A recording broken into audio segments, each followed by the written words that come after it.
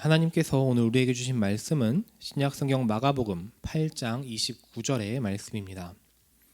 또 물으시되 너희는 나를 누구라 하느냐? 베드로가 대답하여 이르되 주는 그리스도시니이다 하매. 아멘. 예수님은 제자들과 함께 가이사랴 빌립보 지역을 지나시다 제자들에게 질문하셨습니다. 너희는 나를 누구라고 하느냐?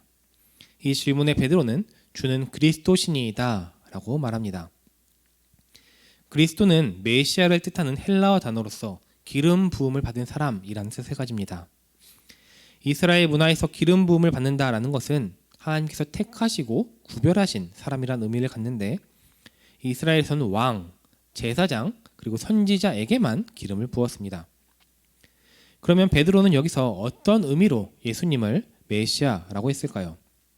베드로는 왕의 의미로서 예수님은 왕입니다 라는 의미로 이 말을 했습니다. 당시 이스라엘은 로마의 지배를 받는 그런 로마의 식민지였습니다.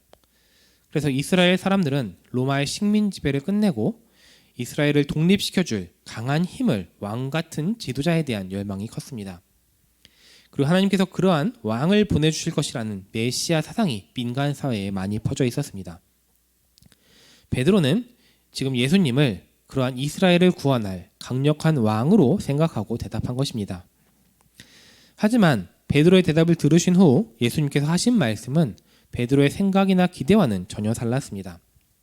31절을 보면 예수님은 인자가 많은 고난을 받고 장로들과 대제사장들과 서기관들에게 버림받아 죽임을 당하고 사흘 만에 살아나야 할 것을 비로소 그들에게 가르치셨다 하고 말씀하고 있습니다.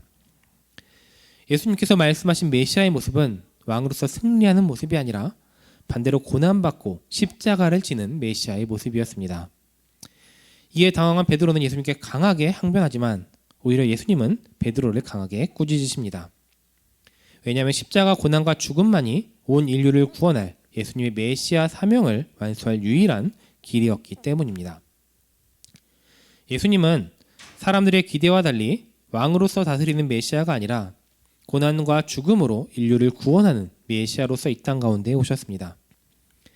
오늘 말씀 속 베드로는 예수님을 3년 동안 따라다니며 예수님이 가장 가까운 곳에서 예수님이 하시는 모든 기적도 보고 예수님의 말씀도 직접 들었던 제자입니다. 하지만 그런 베드로도 예수님이 어떠한 분인지 제대로 깨닫지 못하고 사람의 시선에서 예수님을 판단하고 있습니다. 이처럼 오늘날에도 교회를 다니면서 예수님을 믿는다 하면서도 예수님이 어떠한 분인지 제대로 깨닫지 못하고 사람의 생각으로 세상에 있는 수많은 우상처럼 또 소원을 들어주는 도깨비 방망이처럼 예수님을 생각하고 믿는 사람들이 있습니다. 하지만 그러한 신앙의 자세는 잘못된 신앙의 자세입니다. 우리는 예수님을 세상의 시각으로 보는 것이 아니라 참된 모습을 볼 수 있어야 합니다.